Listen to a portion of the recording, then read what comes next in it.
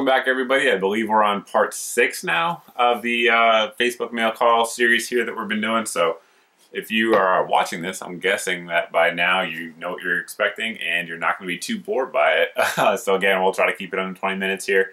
And I'm just going line by line straight down the Facebook questions as they're asked. So let's get into it. Rail mount or Ultimac on an AK? It's one of those things that there's really no answer for. Both work well. It's kind of personal preference. Me personally, if I'm going to run anything magnified, I tend to like the side rail mount.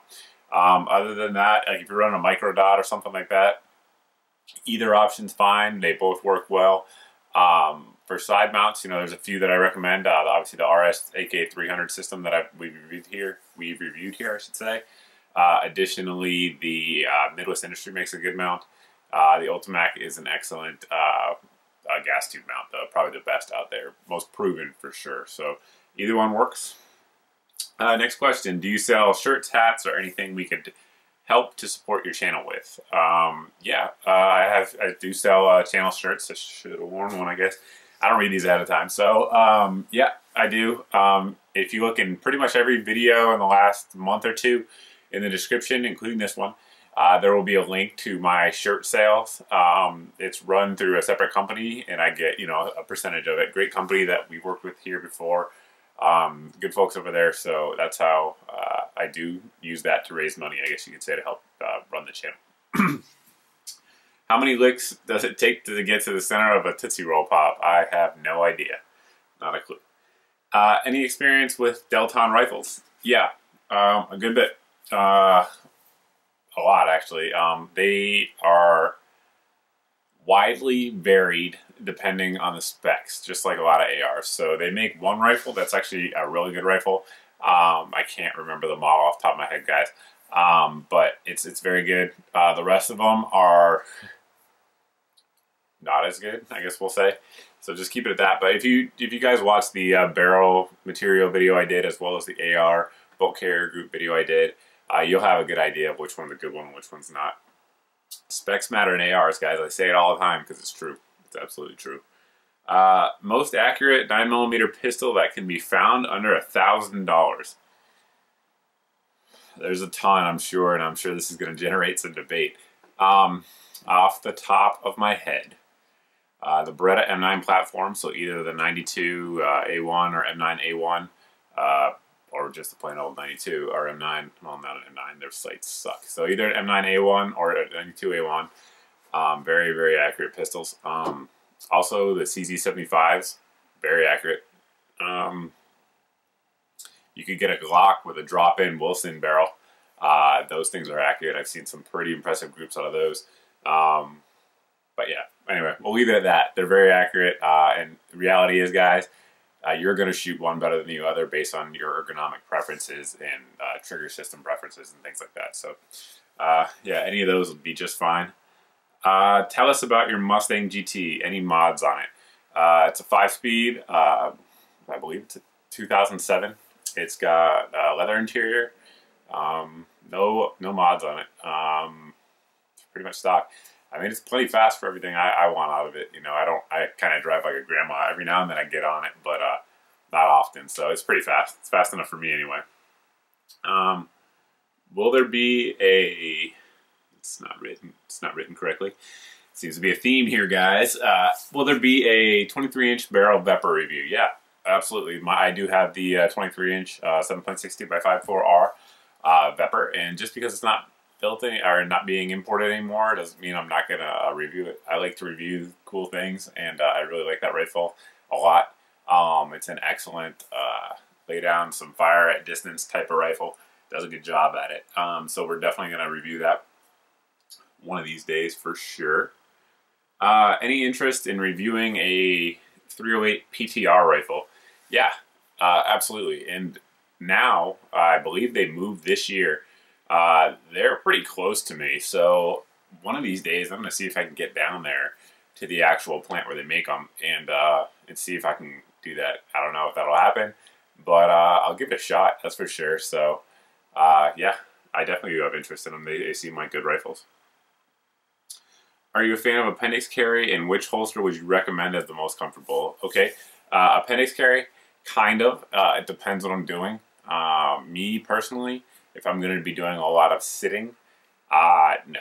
I don't like the way it feels when I sit. I know some folks actually prefer it for that. But, you know, like a long drive or something like that, no. However, when you're driving, it's very easy to draw from appendix carry, so that's sort of one of the advantages of it. I generally, and I do carry appendix sometimes. I think when I'm going out to the store, I'll take, you know, a shield out of the XDS and put it in there and walk around the store. It's very easy to draw from in that configuration. It's also, it's extremely concealable. It's one of the most concealable locations for carry. But generally, I'm a 4 o'clock carry kind of guy. What do I recommend is the most comfortable? I mean, I don't know if you mean for appendix carry or overall. I guess we'll go overall. Any kind of hybrid holster, I really think is extremely comfortable, especially if you're going to carry anything that's double stack. Single stack guns, it's kind of, it doesn't really matter. They're all pretty comfortable. But if you're going to carry a double stack, like, you know, when I carried Glock 26 or, you know, G19 or 23, I almost always have those in a hybrid holster with the leather backing and 2 clips. I prefer 2 clips because it doesn't move around as much. Some people like 1 clip, but to me it moves around a little bit too much. Personal preference, there's no right answer. Yep, I think that answers that. How many jelly beans are in this jar? There's a jar. I know you guys can't see this. I'm going to go with 400 for the guy that wrote that. Best Acog alternative. Okay, you know, years ago this was a lot easier because there was pretty much 1 Acog model or 2. Now there are a ton of Acog models. So I used to really badmouth Acogs because when it was just their fixed 4-power, I didn't badmouth them. Like, they're not bad. They were never bad. In my opinion, they just weren't worth it for the money. Nowadays, Acog has made some big improvements. Their current line is much better quality, in my opinion. Also much more varied, so you can select one that actually works for you.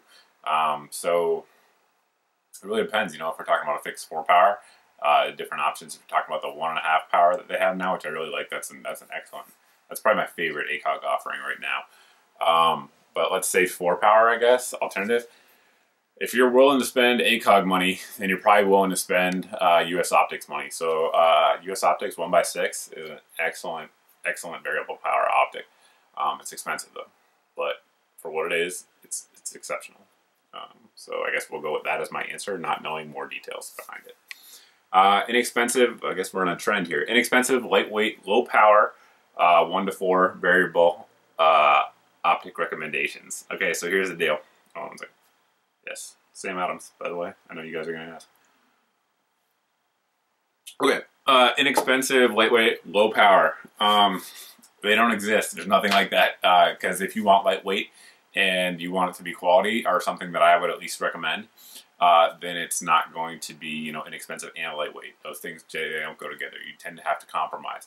I will review it, but the AR Optics by Bushnell, in terms of inexpensive, is okay for the money. I don't want to get into it because I don't want to spoil the review, but there are some cons to that optic, but it works. Okay, so if you just want an optic that works, it's okay. It's heavy though. You know, the Vortex Viper is going to be a little bit more lightweight. I like it a little bit better, but it's not inexpensive. It's relatively inexpensive, but it's not inexpensive. So I guess that one. Also, Primary Arms has some pretty promising stuff out there. I haven't gotten my grubby little paws on them yet, but I've heard good things. So, you know, check out some of their reviews. Hopefully one of these days that'll actually change. Okay, next one. Do you own an M1A? And if not, why? I don't. For no reason. I don't know what hole it would fit in my collection, although that's never stopped me before. But no, I don't. They're good rifles. In my opinion, they are the best in the pinnacle of evolution of the Garand platform. They're pretty much as good as the Garand platform can be, in my opinion, which is very good. But there's still, you know, there's always limitations on that type of dated technology. So, but it's good. It's a good rifle. They're very good rifles. If you like them, by all means, have at it. On a scale of 1 to 10, how much do you like the Romanian Dracos? 1 to 10, I guess we'll go with 8.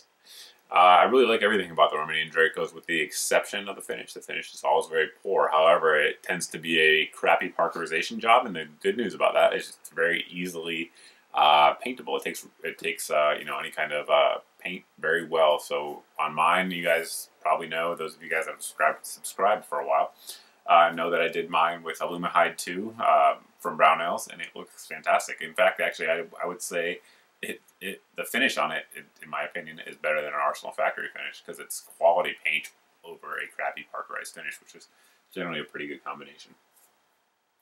Okay, are you ready for SHTF scenario? If so, how would you show us the guns and gear, no pun intended, that you would rely on and take with you? I think I am. I'm not a prepper per se, but I guess I have food stores, water stores, and gun stores, and medical supply stores. So that, I suppose, that by definition makes me a prepper. That said, you know, I don't know that I would take anything with me per se. I don't know that I have to go anywhere. People are always concerned with going somewhere. You know, I understand there are scenarios where that would happen, but I think much more likely is that you would bed down in your house where you have all your supplies. That kind of makes sense to me. But unless I'd have to, I wouldn't. I think I addressed this in one of the earlier videos a couple weeks ago. But, you know, the guns I would use is definitely either an SGL 31 or a SLR 104.